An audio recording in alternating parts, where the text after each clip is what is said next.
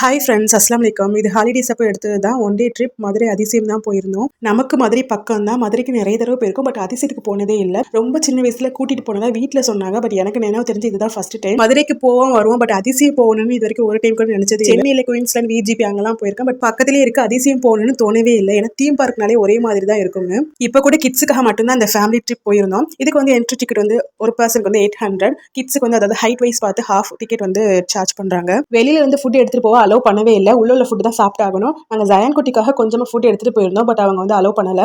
Water ரைடில் வந்து wave pool and அந்த water ஃபால்ஸ்ல வந்து டூ டைம்ஸ் வந்து கூப்பிடுறாங்க அலாரம் சவுண்ட் வச்சு. உள்ள வந்து எல்லாமே ஃப்ரீ தான். என்ட்ரி டிக்கெட்லேயே அடங்கிடும். எல்லா ரைடுமே ஃப்ரீ தான். அந்த கார் டிரைவ் பண்றதுக்கு மட்டும் 40 ருபீஸ் வந்து சார்ஜ் பண்றாங்க. ஃபுட் வந்து கொஞ்சம் காஸ்ட்லி தான் இருந்தது. ஒரு பிஸ்கெட் பாக்கெட் வந்து 10 ருபீஸ்னா உள்ள வந்து 15 ருபீஸ் அந்த மாதிரி தான் இருந்தது.